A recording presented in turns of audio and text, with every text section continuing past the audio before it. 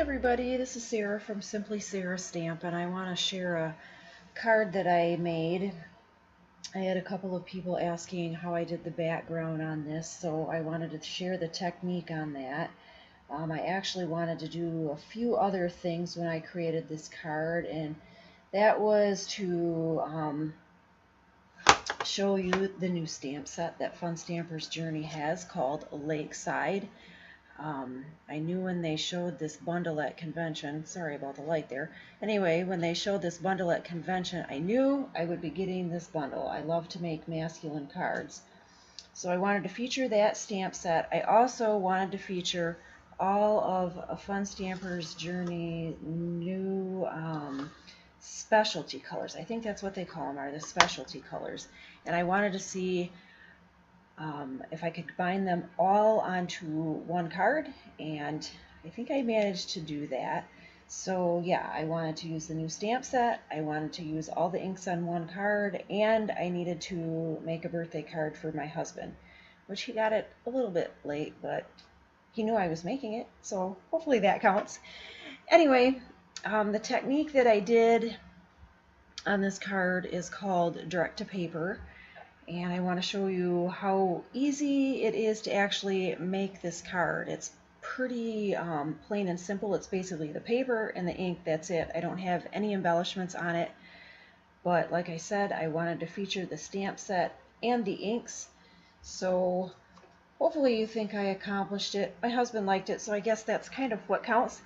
Anyway, let me empty this, and yes, sorry that my paper here is so dirty, but I figured, why change it? I'm going to be doing the same thing again. I think I also, now you can see all of my silks on here. I think I created some of my convention cards on this. Anyway, I took a piece of whipped cream cardstock, and this is 5 1/8 by 3 7/8. Hopefully I cut it to the right size.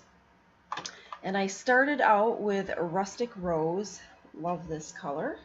Actually, I love all the colors, so I'll probably say that every time I open up a new one. And I am literally going to be dragging this across the paper. You do not want to press hard, because if you do, it's going to come out pretty dark. You don't want it super dark. I'll show you how you can fill in some of the colors a little bit later. Let's see here. I've got to have this, or oil for my fingers will get on here. So basically all I'm going to do is take this and set it down, and I'm not even going to press first. I'm just going to drag it across, let it, you don't want a straight line or anything like that. That was just, it was down and I pulled it. I did not press at all. So if you want to get some different textures in there, you can, drag it across a couple of times. The next color that I went with is Peaches and Cream, another great color. I can't drag this across the same way, otherwise it's gonna give me the whole width of this ink pad, so I need to turn it this way, and I'll just be dragging it, this way. And it does work. Let's see if I can hold this down tight enough. So, yep, this is all you do, is just take it and drag it. I'm not pressing at all. I'm just rubbing it back and forth. That's all I did, is rub it back and forth. And I wanted to get it up into the Rustic Rose a little bit, because I want the colors to blend together. And then I used Haystack. Yellow is not my favorite color, but I find that when I'm using it on cards, and I use it sparingly at least, I'm pretty happy with it. But this is actually a really nice color and blends in well with these colors. This one is definitely darker, so you got to be really careful with this one too. And I am not even going to press. I'm just dragging it across, back and forth. I don't want to go down too far with it. Okay, and on to the next color. Oh, what did I do with it? Covered it up. Fresh Sage, another color that I love. You can never have too many greens. Green is my favorite color, but I have to admit most of the cards that I make are blue. As you can see, the colors, I don't know if you can see that on here or not, but when I put it on here and it's wet, it's pretty dark. And this is how it looks when it dries. So if you feel like they're super, super dark, don't worry, they will dry a little bit. So this one is definitely going to go on dark. So once again, I'm just lightly dragging this back and forth. It's as simple as that, guys. That's all you got to do. And the next color, which is also my card base color, is chambray shirt. I was not sure how to pronounce it. I actually had to look it up. I know they said it at convention, and when I looked it up, it showed a bunch of shirts in that color. So I guess those of you that are shoppers, or at least clothes shoppers, might know a little bit more about that than me. But yeah, I'm not a clothes shopper. I get my daughters to go do that for me most of the time. Okay, this one I'm going to go ahead and drag completely across because I want something, you know, I want the blue to go all the way down, and then I'll be adding into it. Now that I've got that basic color, I'm going to bring it and zigzag it back and forth, do a little bit of a darker spot here because I did that here. I actually wanted to, I wanted to cover up a spot that was lighter, and I'm like, ah, shoot, that's super dark. But when it dried, I actually like how it turned out. So just do some dragging back and forth, a little bit of color here, some here, and yeah, just do what you want. They're all going to turn out differently no matter what you do. And then the last color that I added was Tin Pale. This is a super light gray color. Whoops, got it shining again. Wasn't sure if I'd be able to get this on the card or not, but I thought it can kind of, you know, be the sand. So I just rubbed that on. Okay, now I want to stamp my images before I fill in the colors. My card did look something like this before I added in the colors, but before I add in and darken it a little bit with some sponges, I want to stamp my images so I can kind of focus on where I want to darken the colors at. And I hid one of my stamps because I started this and I had to delete the first video that I did because I grabbed the wrong stamp. And I didn't realize it until I stamped the image on. So one thing I did is I took the plastic that your stamps come on. You always want to keep those, and I know that they've mentioned that. Keep them, keep them, keep them, because you'll use them for something else. Well, what I did was I just stamped all the images on here. That way I can kind of see how it's going to look on my card. You know, do I want it down here? Do I want it up here? And I think I want it right about there on this one. I didn't do it that high on my other card. However, the green doesn't go as low. So you know what? I think I want to make the green go just a little bit lower and into the water.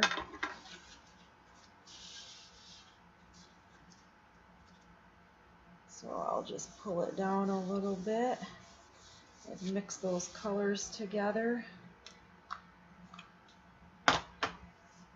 Okay. So now I'll put this back on here. Yeah, I like that. That looks pretty good. So I do want to make sure I'm stamping these straight because there's nothing like having crooked trees after you've done your whole background. I've done it before, and I'm sure it won't be my last time. Okay, I know I have my black licorice here somewhere. Here it is. So I've got to ink this up.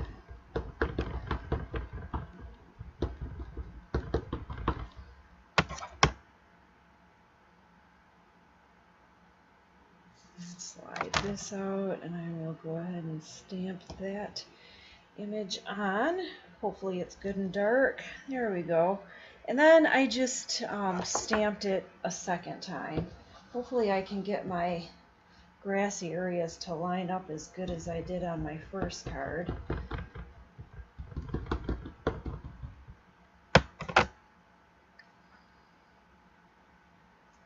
Move this down so I can see it a little bit better.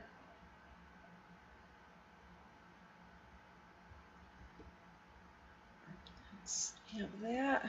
Alright, that looks pretty good. And I did add, excuse my reach here, I did add one more stamp. I did not put the dock in. This is the stamp that I hid because, yep, I stamped it right there in the on the edge of my card. That was the end of that one. So I just want a few more trees to finish off the scenery right there. So ink this up, and I just make sure that this is off, or the dock is just off, so I don't get it on my picture. There we go, perfect. Wait, that seems really dark. Oh, no, the other one did that too. Okay, so there we go. This is the basic of it, and my green is not as dark as I want it to be through here.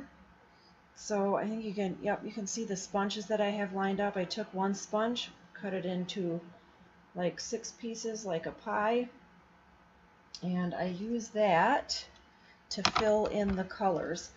I do like to sponge a lot of scenes, but when I do that, that's really time consuming, and I needed a card quickly for my husband, so that's why I went with the direct to paper technique. So I'm going to grab this, and I hope, I don't know which one is which, but I think, oh, nope, it didn't totally dry. That is the green. So then I just get some ink on here, dab it on this edge a little bit, kind of squish it up and run it back and forth where I want to fill in my colors. I'm going to try and fill this in, see if I can get that a little bit greener versus blue. And there we go. Like I said, it will lighten up a little bit. Looks pretty good on the camera. I think I want to just make it a little bit darker over here. And bring it down into the water a little bit. Okay. So there's my green, and I'm going to do the same thing with everything. I'm going to go ahead and just fill it in a little bit. You could probably do it with your daubers. I just never had daubers until recently. And I just got so used to sponges that that's what I use most of the time. There we go. Get some nice rose color in that sky. And now I want to add the peaches and cream. That color seems to kind of disappeared between the rustic rose and the haystack, so we really want to get that in here. Okay. I don't know if these are going to show the colors. They're not, so I will go with this.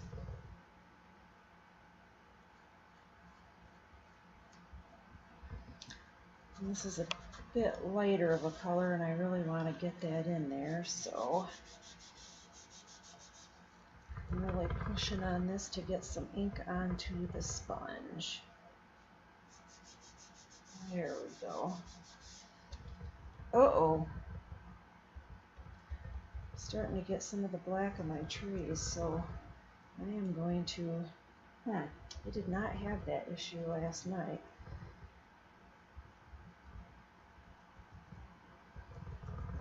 There we go. That's a little better. And now I'm going to add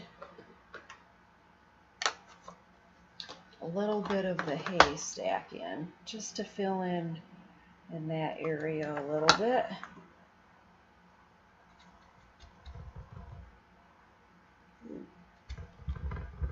Yeah, we don't want that. Got to be careful when you have fingernails. I tell that to my ladies at my Stampin' Stacks all the time. Don't push your fingernails into it. And I went and did it myself.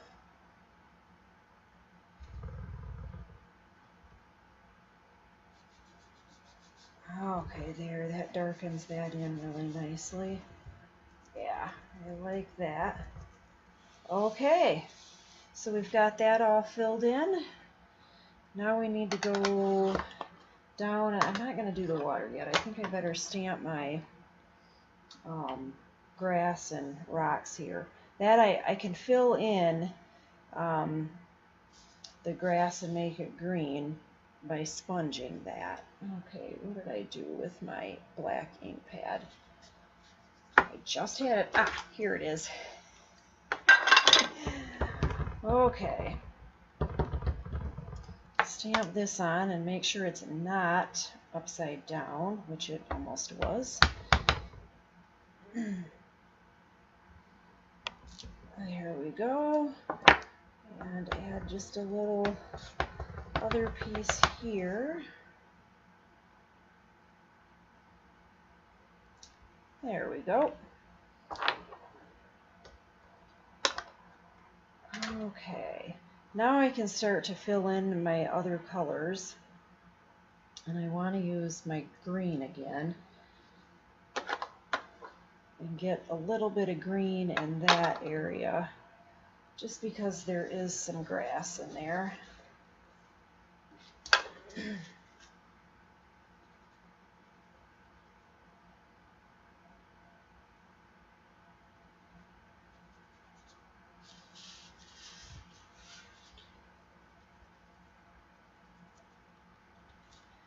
I'll end up mixing that with the blue when I bring that in.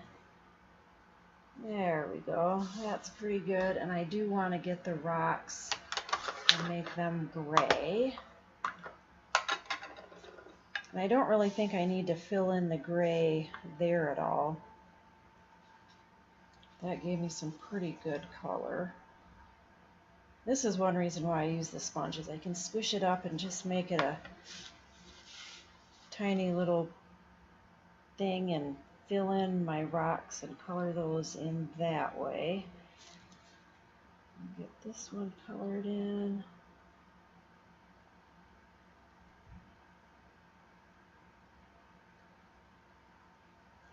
Alright, now I want to do the blue, the chambray shirt. I actually wrote that down, guys, so I could pronounce it right. I've got my little cheat sheet here. Okay, the blue. I think this one is the blue. And I'll just dab this on. This is a pretty dark color, as you can see over here, and I don't want to start out too dark.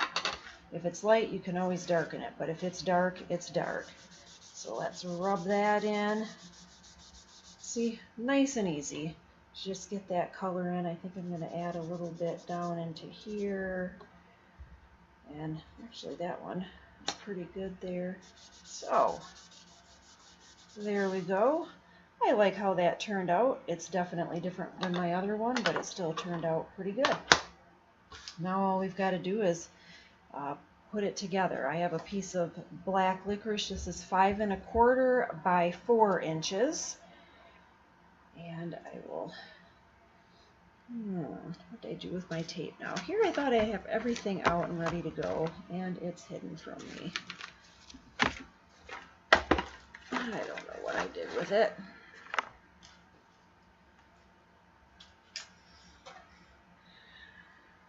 Oh, here it is, hidden under another card.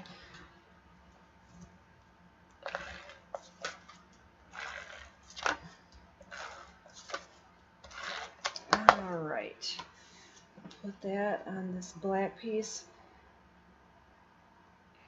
and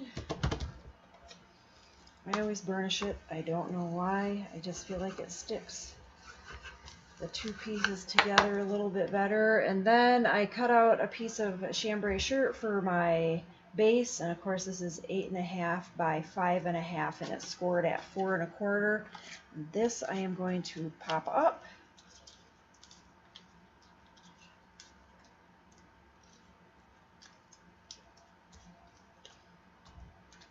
I want some here because I had to pop those in after I had it on.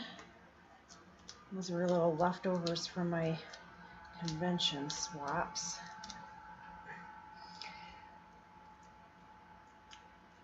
Okay, you can quickly pop that onto here.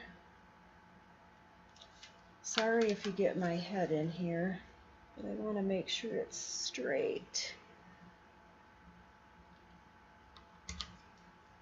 Okay, I think that's pretty good. Yep, that looks good. Okay, so there's the two cards. I did stamp on the inside of this one. I got a little note for my hubby, but I always like to stamp a little something in there. It kind of is for two reasons.